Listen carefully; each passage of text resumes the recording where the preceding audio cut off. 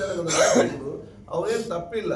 ನೀವು ಪಾಪ ಅವರಿಗೆ ಬಹುಶಃ ಮತ್ತೆ ಅವರಿಗೆ ಅವಕಾಶ ಮಾಡಿದ್ದು ದೊಡ್ಡ ಸ್ಥಾನ ಕೊಡೋ ಬದಲು ಅವ್ರ ಕಡೆಗೆ ಸರ್ಕಾರದಲ್ಲಿಯೂ ಇಲ್ಲ, ಪಾರ್ಟಿಯಲ್ಲಿ ಇಲ್ಲ, ಎಂತಕ್ಕೆ ಪಾಪ ಎಷ್ಟು ಸತಾಯಿಸ್ತೀರಿ? ಏನಾದ್ರು ಕೊಡ್ಲಿಕ್ಕೆ ಹೇಳಿ, ನಮ್ಗೆ ಏನಾಗಬೇಕು? ಅಲ್ಲ ಸರ್, ಈಗ ಅಧಿವೇಶನದ್ದು ನೀವು ಬಿಡ್ತಿಲ್ಲ ಅಂದ್ಬಿಟ್ಟು ವಿಪಕ್ಷದವರು, ಮತ್ತೆ ಕೇಂದ್ರದಲ್ಲಿ ಧರ್ಮೇಂದ್ರ ಪ್ರಧಾನ ರಾಜೀನಾಮೆ ಕೊಡ್ತಂತ ನೀವು ಅಲ್ಲಿ ಬಿಡ್ಲಿಲ್ವಲ್ಲ?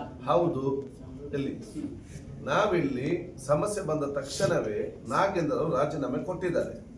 ಅಲ್ಲಿ ಮೂರು ಸಲ ಪೇಪರ್ ಇವತ್ತು NIT ನೀಟ್ ಪೇಪರ್ ಲೀಕ್ ಆಗಿ 20 ಜನ ವಿದ್ಯಾರ್ಥಿಗಳು ಸತ್ತು, ಅವ್ರಿಗೊಂದು ಪರಿಹಾರ ಕೊಡಿ, ಎಕ್ಸಾಮ್ ಕಂಡಕ್ಟ್ ಮಾಡಿ ರಾಜ ಕೊಡಿ ಅಂತೇಳಿ 3 ತಿಂಗಳು ರಾಜೀನಾಮೆ ಕೊಡದೆ ವಿದ್ಯಾರ್ಥಿಗಳು ಸ್ಟ್ರೈಕಲ್ಲಿ ಕೂತ್ಕೊಂಡವ್ರ ಮೇಲೆ ಲಾಠಿ ತೆಗೆದು ಹೊಡೆದು ಬರೆದು ಗಲಾಟೆ ಮಾಡಿದ ನಂತರ ರಾಜೀನಾಮೆ ಕೊಟ್ಟದ್ದು ಫಸ್ಟ್ ಕೊಟ್ಟಿದ್ದಾರಾ?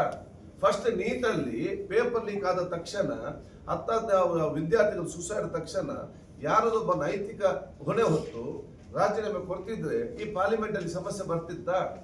ಆಗ ವಿದ್ಯಾರ್ಥಿಗಳ ಪರವಾಗಿ, ನೊಂದ ತಂದೆ ತಾಯಂದರ ಪರವಾಗಿ, ತೀರೋದರ ಪರವಾಗಿ, ಲಾಠಿಯಲ್ಲಿ ತಿಂದಿದ್ದವರ ಪರವಾಗಿ, ವಿದ್ಯಾರ್ಥಿಗಳ ಪರವಾಗಿ, ಈ ರಾಜ್ಯದ ನಮ್ಮ ಯುವ ಜನತೆ ಪರವಾಗಿ ಪಾರ್ಲಿಮೆಂಟ್ ಅಲ್ಲಿ ಪ್ರತಿಪಕ್ಷದ ನಾಯಕರಾಗಿ ರಾಹುಲ್ ಗಾಂಧಿ ಅವರು ಮಾತಾಡೋದೇ ತಪ್ಪ? ಅದಕ್ಕೆ ಮತ್ತೆ ಇದಕ್ಕೆ ಏನು ಕನೆಕ್ಷನ್ ಇದೆ? ನೀವು ಅದು ಹೇಳಿ ಅಲ್ಲ, ನೀವು ನ್ಯಾಯಯುತವಾಗಿ ಮಾತಾಡಿ ಹೇಳಿ.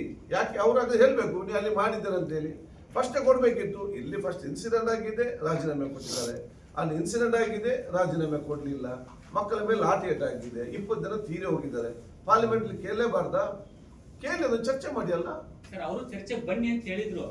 ಇಲ್ಲಿ ರಾಜ್ಯದಲ್ಲಿ ಹೆಂಗ್ ಸಿಚುವೇಶನ್ ಇದೆ ಅಲ್ಲಿನೂ ಹಂಗೆ ಅಂದ್ರು. ನೋಡಿ, ಅಮಿತ್ ಶಾ ನಾನು ಹೇಳಿ ಕೇಳಿ, ಇದು